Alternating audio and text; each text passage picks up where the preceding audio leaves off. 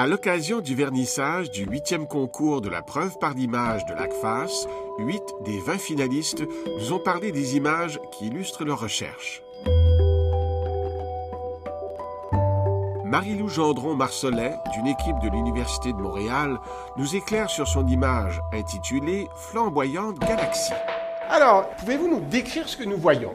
Oui, en fait, ici, on a un amas de galaxies. Cet amas de galaxies s'appelle l'amas de Persée. Et en fait, qu'est-ce qu'un amas de galaxies? C'est un rassemblement de milliers de galaxies ensemble qui sont liées gravitationnellement par la gravité, sont toutes interagissent entre elles, dans le fond. Et c'est loin de nous? Oui, quand même, 250 millions d'années-lumière, mais c'est assez près, en fait, pour un amas de galaxies. C'est pour ça qu'on peut voir autant de détails dans cet amas en particulier. Alors, quels sont les détails que nous observons, justement? Tout plein de choses, en fait. Cette image a été faite avec plusieurs télescopes différents. Oui. Donc, on voit en doré, on voit vraiment les galaxies plutôt en doré. Donc, c'est un mélange entre une image du télescope spatial Hubble et aussi du télescope Sloan Digital Sky Survey, SDSS. Donc, ça image en doré toutes les galaxies, ou en fait plusieurs galaxies de l'amas de Persée.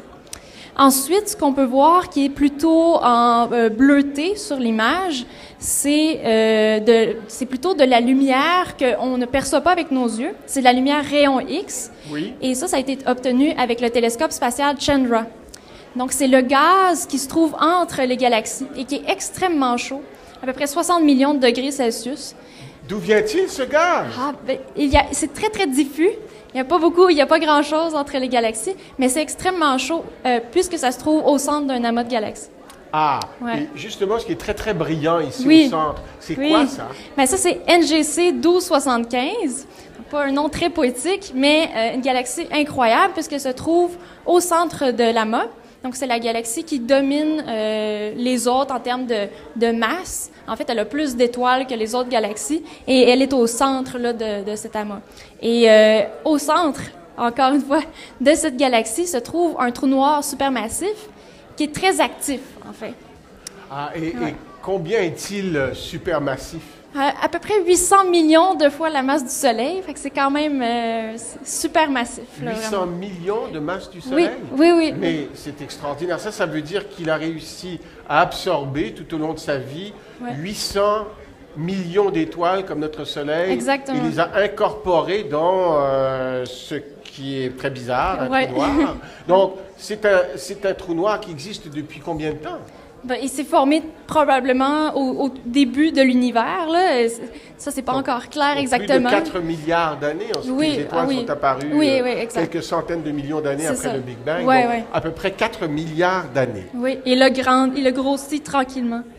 Voilà. Et penser que ces gaz-là peuvent être projetés sur d'énormes distances. Oui. Alors, la question fondamentale que je pose, normalement, un trou noir, sa gravitation, sa force de gravité est tellement forte que rien ne peut en échapper, même pas la lumière. Non, or, ici, on apprend que, venant justement de l'environ de ce trou noir, il y a des particules qui sont projetées à d'immenses distances dans l'univers, mais comment est-ce possible? Oui, effectivement, c'est que autour de ce trou noir, comme je disais, c'est un trou noir actif, donc il y a un disque de matière, un disque d'accrétion autour du trou noir, et il y a aussi de très forts champs magnétiques, et ça va faire en sorte, dans un mécanisme assez complexe, ça va faire en sorte que ça va accélérer des particules qui vont être éjectées au-delà de la galaxie.